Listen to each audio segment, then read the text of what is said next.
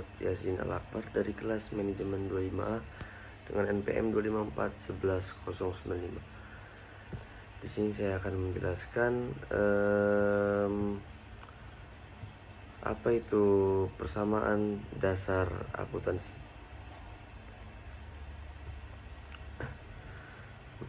Yang pertama, mahasiswa mampu menjelaskan arti dari fungsi persamaan dasar akuntansi. Yang kedua, mengidentifikasi unsur-unsur dalam persamaan dasar. Yang ketiga, menunjukkan pengaruh transaksi terhadap persamaan akuntansi. Yang keempat, memahami hubungan antara persamaan dasar dan laporan keuangan. Yang pertama, pendahuluan konsep dasar akuntansi. Akuntansi dikenal sebagai bahasa bisnis karena menggambarkan kondisi keuangan suatu entitas. Setiap kegiatan ekonomi seperti membeli, menjual, membayar, atau meminjam, semuanya memengaruhi posisi keuangan perusahaan.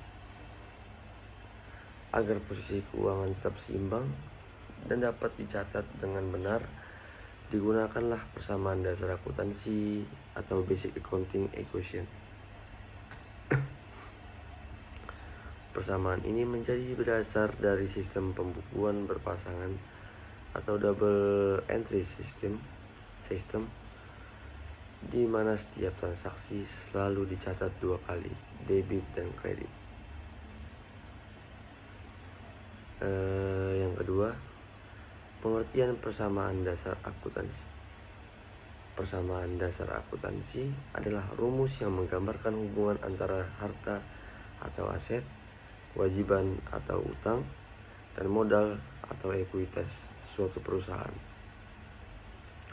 Secara umum dinyatakan dalam bentuk garis miring teks dalam kurung aset dalam kurung harta tutup kurung awal sama dengan garis miring teks kurung kurawal kewajiban dalam kurung utang tutup kurung kurawal ditambah garis miring teks modal atau ekuitas. Persamaan ini menunjukkan bahwa seluruh harta yang dimiliki perusahaan diperoleh dari dua sumber, yaitu yang pertama dari pihak luar atau kreditur, kewajiban atau liabilitas, yang kedua dari pemilik perusahaan atau modal equity. Artinya, setiap aset perusahaan memiliki sumber pembiayaan yang jelas.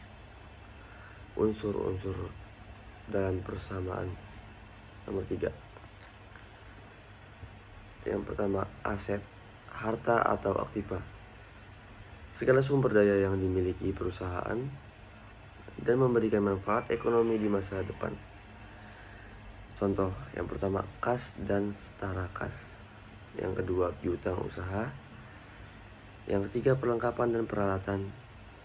Yang keempat, kendaraan, tanah, serta bangunan.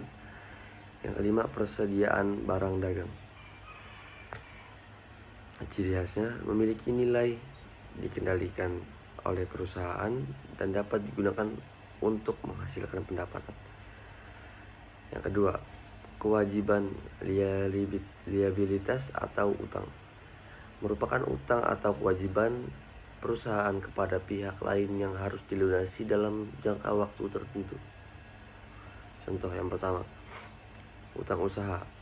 Yang kedua, utang gaji. Yang ketiga, utang bank. Dan yang keempat, utang pajak. Ciri khususnya muncul dari transaksi masa lalu dan menimbulkan pengeluaran kas di masa depan.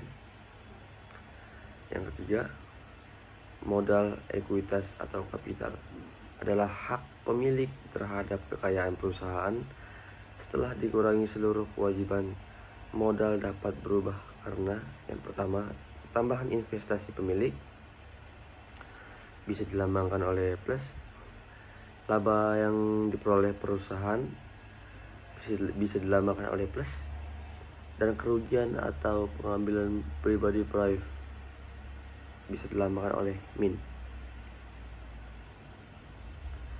Rumus dasar modal akhir. Teks modal akhir sama dengan garis miring teks dalam kurung modal awal plus teks dalam kurung laba dikurang teks dalam kurung price. 4. Makna kesetimbangan. Persamaan dasar menunjukkan bahwa kedua sisi harus selalu seimbang. Jika perusahaan memiliki aset sebesar 100 juta rupiah, maka total kewajiban ditambah modal juga harus 100 juta rupiah. Setiap transaksi keuangan tidak boleh mengubah keseimbangan ini. Setiap kali satu sisi bertambah, sisi lainnya juga bertambah atau berkurang dengan jumlah yang sama. Contoh transaksi 5. Contoh transaksi dan pengaruhnya. Nomor 1. Transaksinya pemilik menyetor kas 10 juta rupiah harta atau asetnya plus 10 juta rupiah. Nomor 2. Transaksinya membeli peralatan tunai sebesar 2 juta rupiah harta atau asetnya plus peralatan 2 juta rupiah dikurang 2 juta rupiah. Nomor 3. Transaksinya membeli perlengkapan kredit 1 juta rupiah harta atau asetnya plus 1 juta rupiah. Nomor 4. Transaksinya membayar sebagian utang sebesar 500.000 rupiah harta atau asetnya dikurang kas 500.000 rupiah karena dia membayar. Yang kelima, nomor 5, transaksinya menerima pendapatan jasa atau sebesar 1.500.000 rupiah harta atau asetnya kas sebesar 1.500.000 rupiah. Dari transaksi di atas, jika dijumlahkan setiap saat, total aset sama dengan kewajiban ditambah modal akan tetap sama. Nomor 6. Perluasan persamaan akuntansi. Untuk menggambarkan aktivitas usaha yang lebih nyata, persamaan dasar dapat diperluas menjadi teks aset sama dengan teks kewajiban ditambah teks modal awal ditambah teks pendapatan min teks beban atau dikurang teks price. Penjelasannya adalah nomor 1. Pendapatan atau revenue menambah modal karena meningkatkan laba. Yang kedua, beban atau expense mengurangi modal karena digunakan untuk operasional.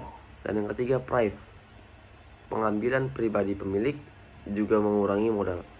Contoh penerapan, jika modal awal sebesar 10 juta rupiah, pendapatan 5 juta rupiah, beban sebesar 2 juta rupiah dan price-nya 1 juta rupiah, maka teks modal akhir sama dengan 10 juta rupiah ditambah 5 juta rupiah dikurang 2 juta rupiah dikurang 1 juta rupiah sama dengan 12 juta rupiah. Jadi modal akhir perusahaan selalu satu periode adalah 12 juta rupiah. Nomor 7. Hubungan dengan laporan keuangan. Persamaan dasar akuntansi merupakan dasar penyusunan laporan keuangan. Yang pertama, aset, kewajiban, dan modal untuk membentuk neraca atau balance sheet. Yang kedua, pendapatan dan beban membentuk laporan laba rugi atau income statement. Dan yang ketiga, price dan investasi memengaruhi laporan perubahan modal. Dengan memahami persamaan dasar, mahasiswa dapat menelusuri asal-usul setiap angka dalam laporan keuangan. Yang ke-8, manfaat memahami persamaan dasar akuntansi. Yang pertama, menjadi dasar pencatatan transaksi yang akurat. Yang kedua, memastikan keseimbangan antara sumber daya dan kewajiban. Yang ketiga, membantu menganalisis posisi keuangan perusahaan. Dan yang keempat, menjadi pondasi untuk menyusun jurnal buku besar dan laporan keuangan. Sekian dari saya, terima kasih. Wassalamualaikum warahmatullahi wabarakatuh.